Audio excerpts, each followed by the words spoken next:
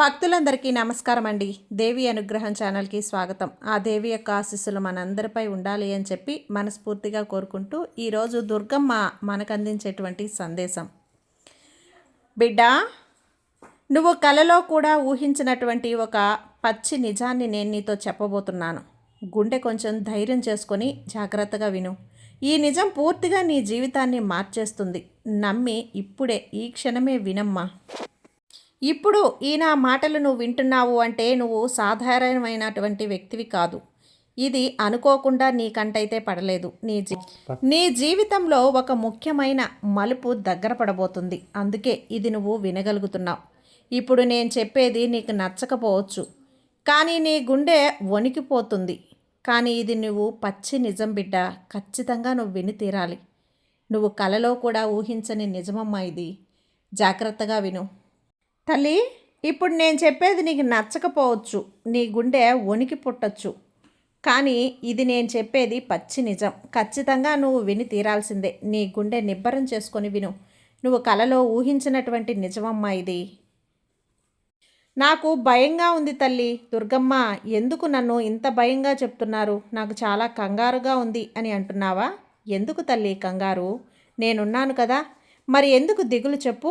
నువ్వు అనుకుంటున్నట్లుగా నీ బాధలు సాధారణమైనవైతే కాదమ్మా. నువ్వు ఎన్నోసార్లు ఇలా అనుకుంటున్నావు కదా. నా జీవితం ఇలానే ఎందుకు ఉంది? అసలు నేనేం తప్పు చేశాను? ఎందుకు అందరూ ముందుకెళ్తున్నారు, నేను మాత్రం ఇక్కడే ఆగిపోయాను ఎందుకు? ఓటమిలే ఎదురవుతున్నాయి ఎందుకు అని అనుకుంటున్నావు కదా బిడ్డ. అసలు నీ కష్టం సాధారణమైనదైతే కాదు.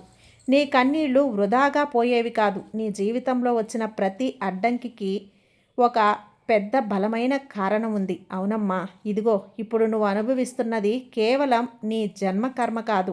ఇది పూర్వజన్మ బంధం.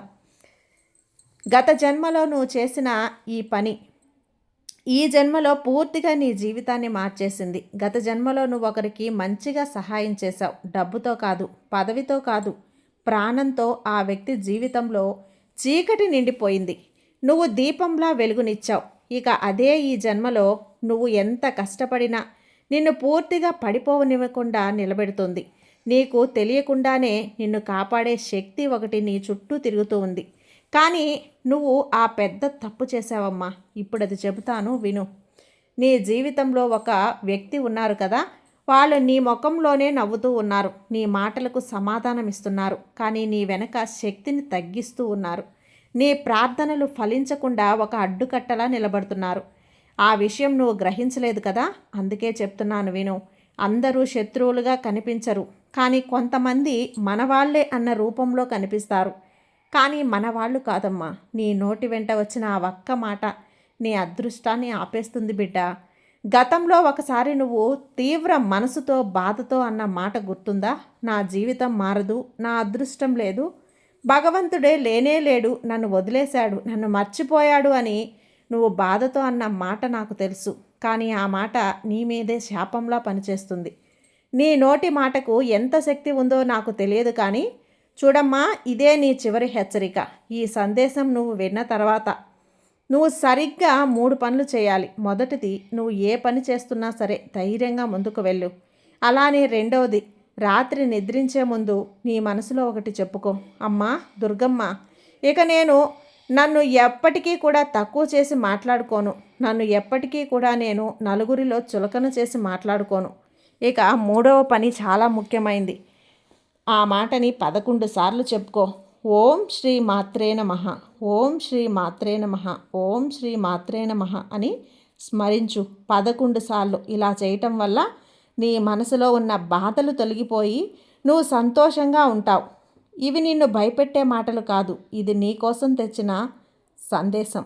ఈ దుర్గమ్మ నీ కోసం పంపించినటువంటి సందేశం. స్వయంగా నేను తెచ్చానమ్మా. సరిగ్గా 2-3 రోజుల్లో ఒక అద్భుతమైన ఘటన జరుగుతుంది. అది డబ్బు ద్వారా కావచ్చు, ఒక ఫోన్ కాల్ ద్వారా కావచ్చు, ఒక వ్యక్తి మళ్ళీ నీ జీవితంలోకి రావచ్చు. ఇక అదే నీ మార్పుకి మొదటి మెట్టు అవుతుంది. ఏదేమైనా ఒకటి మాత్రం నిజం. నీకు ఆలస్యం అవుతుంది అని అనిపిస్తుంది కదా, కానీ నిజం ఏంటంటే నీ సమయం ఇప్పుడు మొదలైంది. ఇప్పుడు చాలామంది ముందే వచ్చారు కానీ నిలబడలేకపోయారు. నువ్వు ఆలస్యంగా వచ్చావు, కానీ దూరం వెళ్ళడానికి ఎప్పటికీ అనుకోవద్దు తల్లి. ఇప్పుడు నీ గుండె భారంగా ఉందని నాకు తెలుసు. కానీ కొంచెం కాలమే, నువ్వు కాస్త బాధపడాలి. నీ గుండె భారంగా ఉందని నాకు తెలుసమ్మా. ఇదిగో నువ్వే ఇంకా ఇక్కడే ఉన్నావంటే అర్థమేంటో తెలుసా? నువ్వు సాధారణమైన వ్యక్తివి కాదు. నీ జీవితంలో జరిగేది చిన్న మార్పు కూడా కాదు, పెద్ద మలుపు.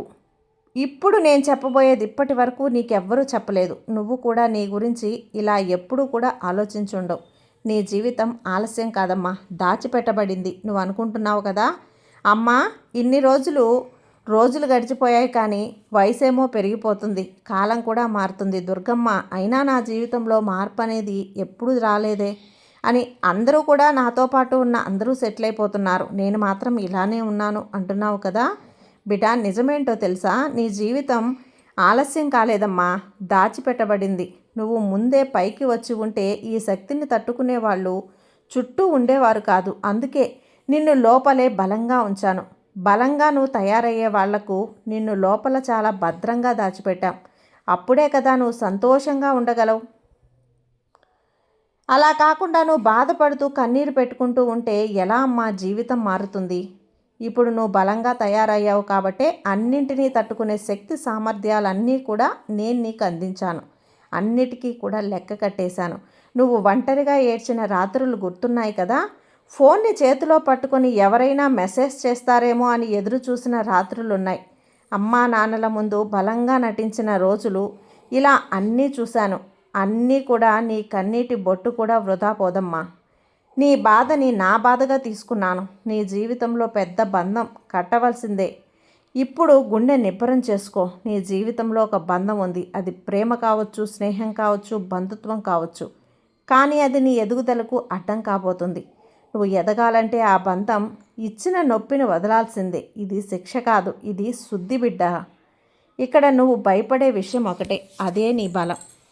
నువ్వు ఏ విషయానికైతే ఎక్కువగా భయపడతావో, నేను ఎక్కడో ఒంటరిగా మిగిలిపోతానేమో, నన్ను ఎవరూ అర్థం చేసుకోరేమో, మళ్ళీ మోసపోతానేమో అని అనుకుంటూ ఉన్నావు.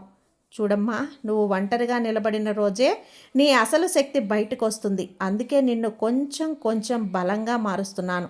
నీ జీవితంలోకి ఆ వ్యక్తి మళ్ళీ వస్తారు.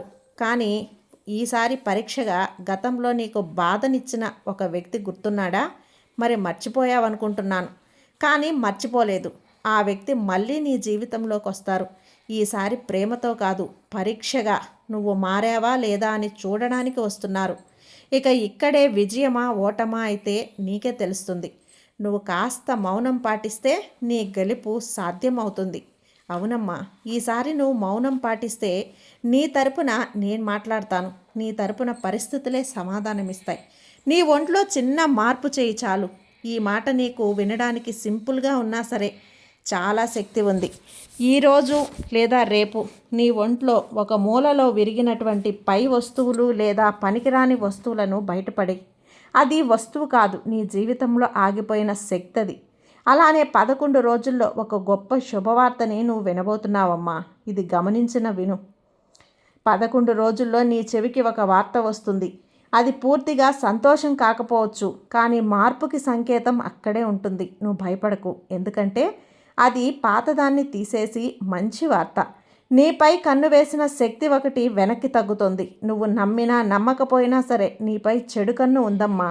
అది ఎవరో వ్యక్తి కావచ్చు, లేదా అసూయ కావచ్చు. కానీ బిడ్డ, ఈ సందేశం నువ్వు విన్న తర్వాత ఆ శక్తి నిన్ను తాకలేదు. ఎందుకంటే నువ్వు హెచ్చరిక పొందుతావు కదా. అందుకేనమ్మా. చివరగా ఒక్క విషయం, నీ జీవితం ఇక్కడితో ముగిసిపోలేదు అమ్మా. నీ కథ ఇప్పుడే మొదలైంది, కొత్తగా మొదలైంది. నువ్వు అనుకున్నట్లు నీ విలువ తక్కువ కాదు. నీ వెలుగు చిన్నగా కాదు తల్లి, చాలా. నీ జీవితంలో ఒక గొప్ప వెలుగునే ఇస్తుంది. నీ జీవితంలో మార్పు అనేది ఎలా వస్తుంది అంటే, రేపు ఉదయం ఎలాంటి మార్పులు రాబోతున్నాయి అంటే, ఇది కేవలం నీ కోసం మాత్రమే. నువ్వు ఆశ్చర్యపోయేంత గొప్ప మార్పుని నీ జీవితంలో నేను తీసుకురాబోతున్నాను. ఇక సంతోషంతో ఉండు. నీ జీవితంలో ఎప్పుడూ కూడా ఆనందాలే. ఈ దుర్గమ్మ ఆశీస్సులు ఎప్పుడూ నీపై ఉంటాయి. అమ్మవారి ఆశీస్సులతో ఎప్పుడూ కూడా నీ జీవితం బలంగా, చాలా సంతోషంగా ఉంటుంది. సర్వేజన సుఖినో భవంతు. జై దుర్గమ్మ.